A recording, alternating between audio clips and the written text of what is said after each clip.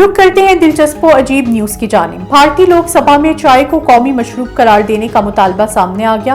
गैर मुल्की खबरसा इदारे के मुताबिक भारतीय जनता पार्टी के रुकन पाव बेतर ने ऐवान बाला में चाय को मुल्क की सकाफत का हिस्सा करार देते हुए कहा कि भारत का हर शहरी अपने दिन की शुरुआत चाय से करता है, लिहाजा चाय को कौमी मशरूब का दर्जा दिया जाए।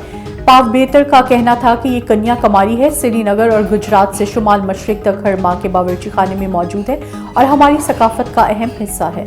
अमरीकी पुलिस ने बोरियत खत्म करने के लिए डकैती की वारदातें करने वाले शख्स को गिरफ्तार कर लिया। गैर मुल्की खबरसा इदारे के मुताबिक अमरीकी पुलिस ने डकैती की वारदातों में मुलव्विस एक ऐसे शख्स को गिरफ्तार किया जो अपनी बोरियत से बचने के लिए वारदातों का सहारा ले रहा था। अमरीकी रियासत फ्लोरिडा के रिहायशी 45 साला निकोलस नामी शख्स ने मुबैना तौर पर 2 दिन के वक्फे से एक टीडी बैंक और सर्कल गैस स्टेशन में डकैती की वारदात की।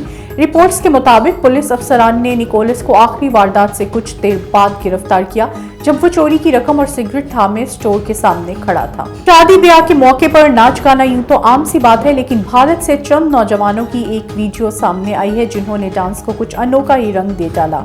सोशल मीडिया पर वायरल ये वीडियो भारत के किसी इलाके की है जहां कुछ नौजवान शादी के लिए लगे टेंट में दीवानों की तरह नाच रहे हैं, जबकि इनके हाथों में मौसीकी के आलात नहीं बल्कि थाल, पतीले और कुर्सियां हैं। वीडियो के वायरल होने पर सोशल मीडिया सारिफीन की जानिब से दिलचस्प तबसरे किए जा रहे हैं। जैसे कुछ सारिफीन ये कहते नजर आए कि लड़कियां बिना मौसीकी के डांस नहीं कर सकती और लड़के ऐसे भी डांस कर लेते हैं।